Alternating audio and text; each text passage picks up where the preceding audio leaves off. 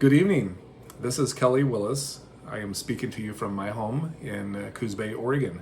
It is February 11th, 2020.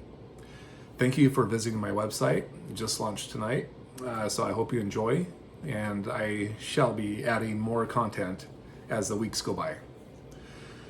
Tonight I want to talk about servant leadership. It's kind of dear to me because I view servant leadership as a way to engage your staff and to ultimately prevent nursing turnover, other turnover, or burnout in whatever unit or facility you work in. When I say servant leadership, one name comes to mind, that is Jesus, about 2,000 years ago. If you think about it, he was really the ultimate servant leader. He valued people, any kind of people, everybody. He led with humility. He listened to everybody, trusted, and he was very caring.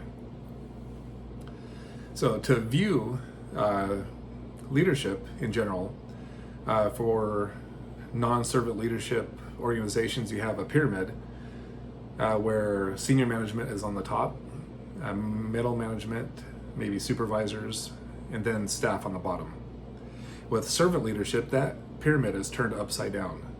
So then you have the staff on the top, supervisors, middle management, and then senior management on the bottom.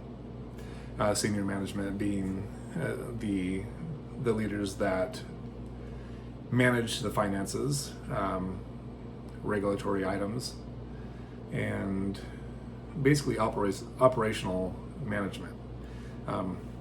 The idea of this is that the staff are on the top because as leaders we would pull from them.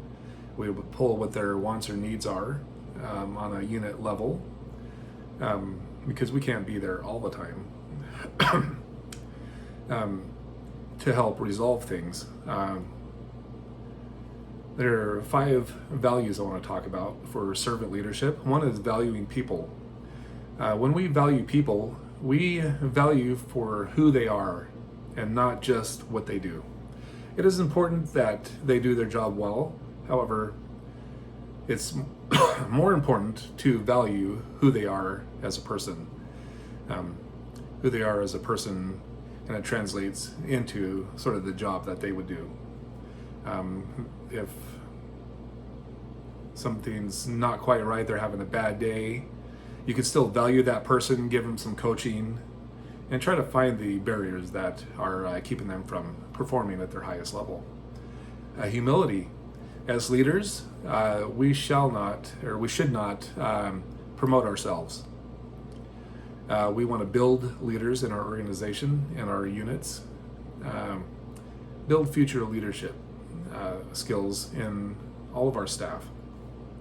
That is primary to me, because we take our expertise and our knowledge and we translate it to our staff.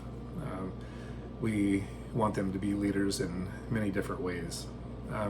Listening, be receptive with what staff have to say, because anything that staff has to tell us is of absolute importance to that staff. It doesn't matter if we think it is or not. That is not our call. Listening to staff, being very receptive and non-judgmental are key to this. Because I heard one thing recently that what was it? The less you listen, the less staff have to say. I think that's how it goes. I can't remember. But that's kind of important to remember, is listen to your staff. Trust that your staff are doing their job and that they know what they're doing. Going back to listening, if you listen to your staff and they tell you what they need for their job, you should provide that to help them perform at their best. Trusting that they do their job, that's rather important. You don't want to micromanage every step of their task. Caring. I mean, we should care about our people and purpose. Why are they there performing that job? Are they sick? Do they need to get rest? And we should care for everybody that we are leading. All of these go a long way into providing a work atmosphere that is caring and trusting and compassionate, and that staff will want to come to you if they have issues about anything, and they should feel comfortable coming to you if they have issues with you as a leader. That's about it. I recommend the book Servant Leadership in Action by Ken Blanchard and Renee Broadwell. If you can't read, then Audible has this book. That's how I listen to it, and I can read too. So check it out. And again, thank you for coming. Until next time, good night.